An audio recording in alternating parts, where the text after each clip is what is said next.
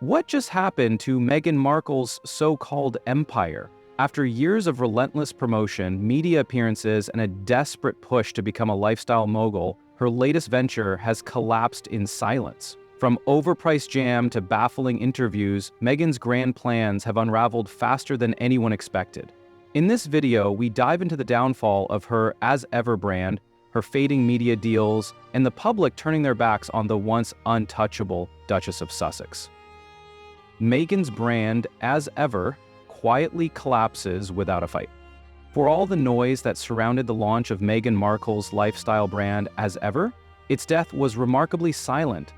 After building up a polished image with expensive packaging, overhyped products, and a vague sense of luxury, Meghan has now stepped back from the very venture she once promoted as her next great act. No press conference, no dramatic farewell, just a quiet pause button that's expected to last well into early 2026. It's a stunning failure for a woman who once believed she could reinvent herself as the American Martha Stewart of Montecito.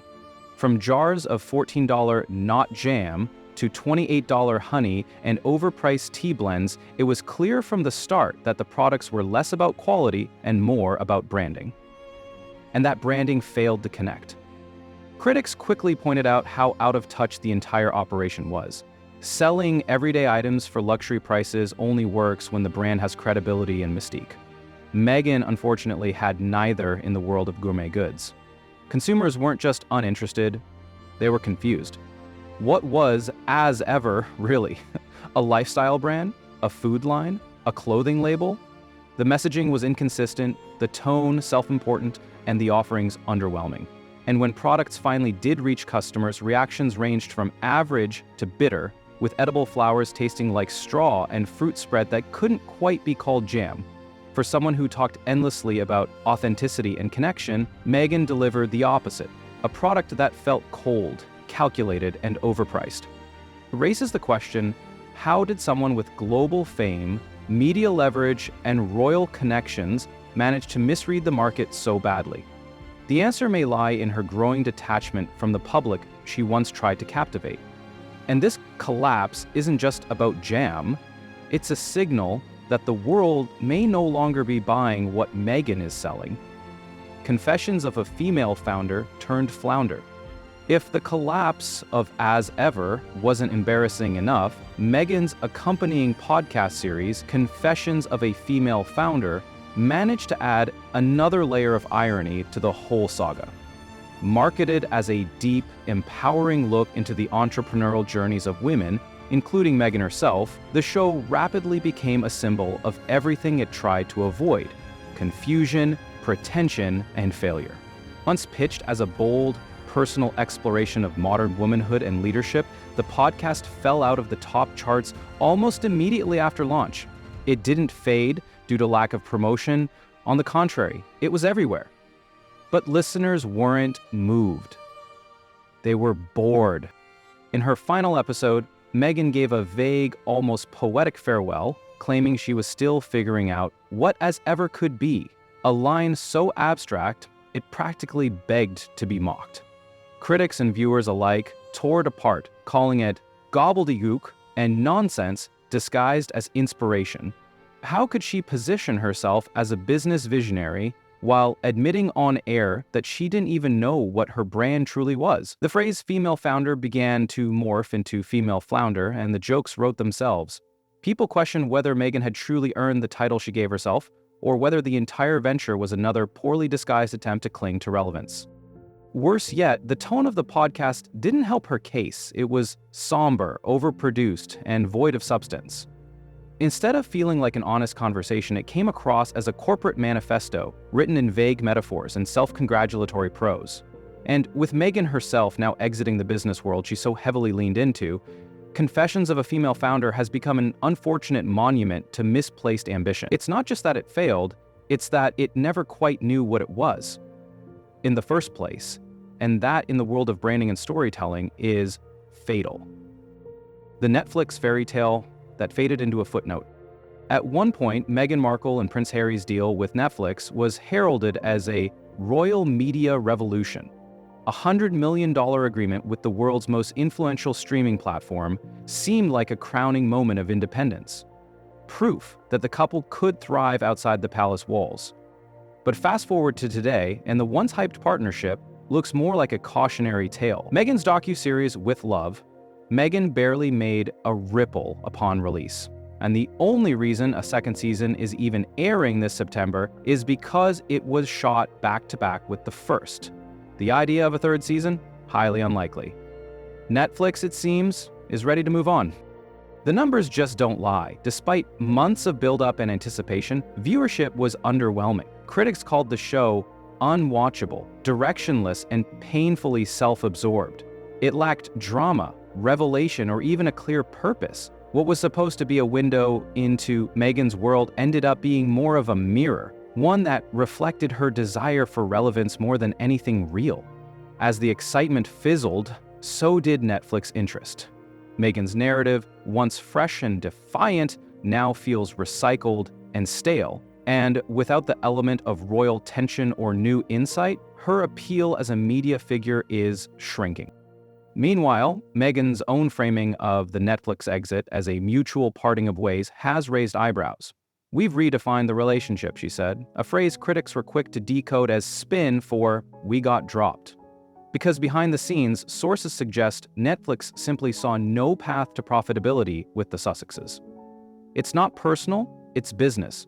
And in business, if you don't deliver, you're gone. In the end, what was once positioned as the cornerstone of media empire has quietly crumbled into irrelevance.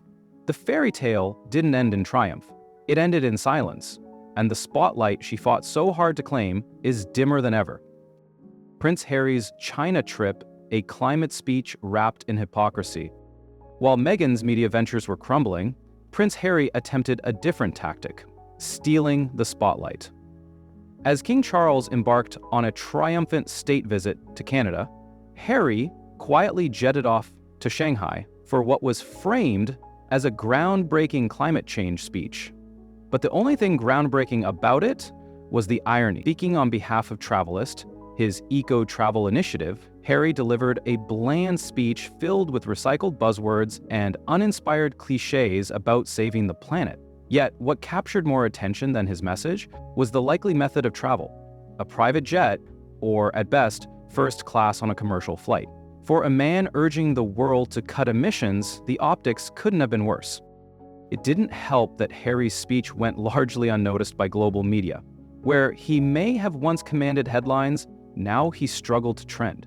Audiences have grown numb to his brand of activism, which often feels disconnected from real-world behavior. How can someone speak passionately about reducing carbon footprints while hopping across continents in fuel-guzzling aircraft? It's a contradiction that's no longer forgivable, and it's feeding into a larger narrative about Harry's increasing irrelevance. Worse yet, his timing felt deliberate. By traveling east while his father was celebrated in the West, Harry seemed intent on creating a parallel narrative, a separate moment of glory. But if the goal was to overshadow Charles, it backfired spectacularly. British media largely ignored the speech, and public reaction ranged from indifference to mockery. Rather than appearing influential, Harry came off as tone-deaf and self-important. What's unfolding now is more than just a failed speech. It's the visible decline of Harry's influence. His efforts to carve out an identity outside of the monarchy are faltering. And instead of reinventing himself, he's being remembered for contradictions, not convictions. In the battle for relevance, the prince who once captured hearts now barely captures headlines. The leaks, the staff, and the backstabbing allegations. Just when it seemed like Meghan's professional setbacks were the full extent of the drama, fresh claims emerged that peeled back yet another controversial layer. US podcaster Shallon Lester dropped a bombshell, revealing that during Meghan's time as a working royal, palace staff were allegedly feeding her negative stories. Frequently and deliberately, according to Lester, royal aides were so disillusioned with Meghan's behavior that they broke with decades of tradition to leak information directly to the media. These weren't casual whispers either. She claims people risked their jobs and family legacies to speak out. That's no small claim. Within the royal system, staff positions are often held for generations, regarded as careers of honor and loyalty, not merely employment. So for individuals in those roles to become sources for gossip sites and tabloid podcasts speaks to a level of resentment that cannot be ignored. Lester described Meghan's behavior as rude, ungrateful, and entitled, portraying her as a disruptor who didn't just break protocol, but did so with arrogance. Allegedly, Buckingham Palace's phone logs even included Lester's number on speed dial, a comedic yet chilling image of chaos behind gilded walls. These stories reinforce the narrative that Meghan's departure from the royal family wasn't just about escaping media scrutiny. It was also about friction, real, internal, human conflict. And perhaps most damaging of all, they paint Meghan not as a victim of royal coldness, but as the source of much of the drama herself. For a couple who've spent years telling their side of the story in interviews and documentaries, this new wave of staff leaks threatens to destabilize that carefully curated narrative. In the end, perception is everything, and if Meghan is remembered less as a trailblazer and more as someone who alienated an entire royal household, the long-term damage to her legacy and her brand might be far worse than a failed business. It might be irreversible. A marriage under pressure and a lifestyle they can't sustain. As both Meghan and Harry face mounting failures in the public and business arenas, another narrative is beginning to take shape, one that could prove to be the most damaging of all. The question isn't just about their latest failed brand or Harry's forgettable speeches, it's about how long the couple can maintain the illusion of success while living a lifestyle they may no longer be able to afford. Once celebrated for walking away from the monarchy on their own terms, the Duke and Duchess of Sussex now appear increasingly trapped by the very freedom they once fought for. With fading media deals, underwhelming public reception, and no clear path forward, their fairy tale looks less like an escape and more like a slow unraveling. Commentators have begun to speculate openly about the future of their marriage, hinting that financial stress could test the bond that once captivated the world. YouTube viewers, podcast guests, and royal watchers alike are asking the uncomfortable question: what happens when the spotlight dims, the money stops, and the only thing left is the pressure to keep up appearances? A recurring theme in fan comments is that Meghan may eventually leave Harry if the financial backing dries up, an accusation laced with cynicism, but also rooted in real concern about the couple's direction. Living like billionaires in Montecito while failing to generate substantial income is a short-term game, and the clock may be running out. Even their media narratives are showing cracks. Meghan's decision to reframe her split with Netflix as a mutual redefinition of their relationship was seen by many as strategic spin, an attempt to soften the optics of being dropped. But viewers aren't buying it. The numbers speak louder than the PR lines, and the reality is that interest is waning. Once hailed as a fresh progressive duo shaking up the monarchy, Meghan and Harry now risk being remembered as out-of-touch ex-royals who miscalculated their influence and underestimated the challenge of building an empire from scratch. Their story isn't over yet, but it's entering a chapter marked by uncertainty, not triumph, and the world is watching to see whether their bond is strong enough to survive the consequences of their own ambition. Public opinion turns brutal, and the comments say it all. While the media has always had a complicated relationship with Meghan and Harry, it's the raw, unfiltered commentary from everyday viewers that paints the clearest picture of just how far the couple has fallen in public favor. In the past, Meghan and Harry commanded global sympathy. Today, the YouTube comment section reads more like a public indictment. Words like embarrassment, hypocrite, and backstabber led the digital conversation, and perhaps most telling of all, there are fewer voices left willing to defend them. What started as skepticism has evolved into fatigue, and now into full-blown disdain.